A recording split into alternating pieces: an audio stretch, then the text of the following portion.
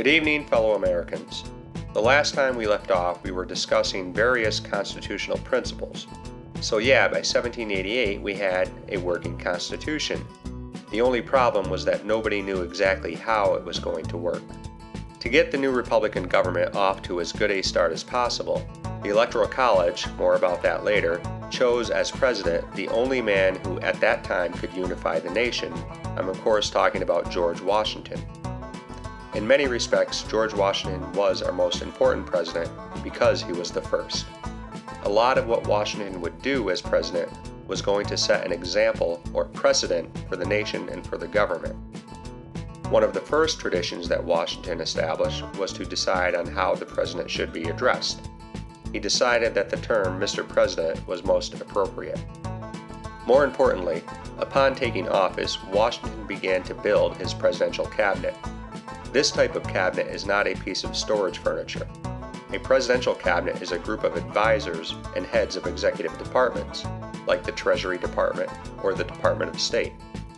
Cabinet officers help the president develop and execute government policies regarding certain issues.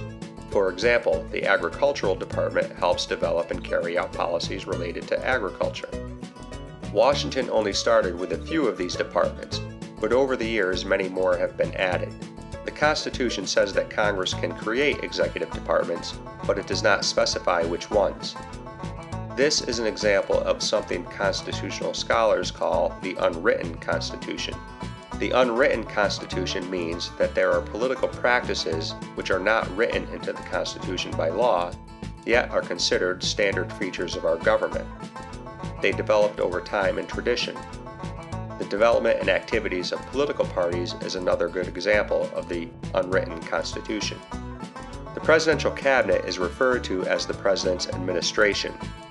Washington's administration included Thomas Jefferson as Secretary of State, Henry Knox as Secretary of War, and most importantly, Alexander Hamilton as Secretary of the Treasury.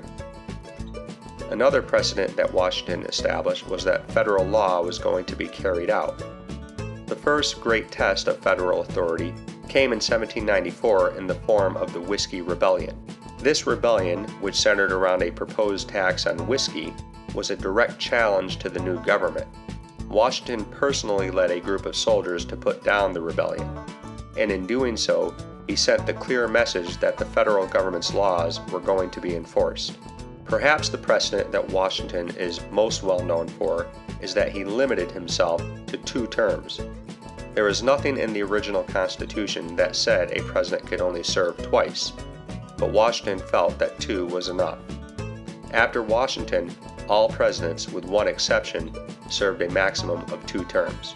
And in 1951, the 22nd Amendment was ratified, which limits the president to 2 terms by law. Before Washington left office, he delivered his farewell address to the young nation and offered some advice going forward. He wanted to advise the nation that we should always remain neutral in foreign affairs. We were too young to get drawn into foreign conflicts, especially between Britain and France.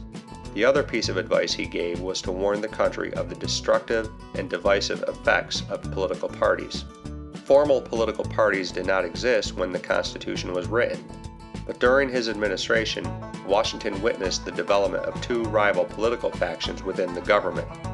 As these factions began to develop into organized political parties, they began to work more and more against each other rather than for the country. We will focus on those parties in the next video lecture. Until then, I hope you enjoyed this trip down memory lane.